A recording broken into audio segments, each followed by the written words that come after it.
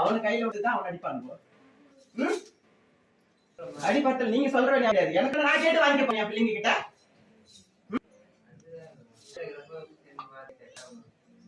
அவனால முடிஞ்சதான் நான் செய்வேன் புரியுதா? ஏன்னா அவனுக்கிட்ட கையில இருக்கிற வாசாதான் புரியுதா?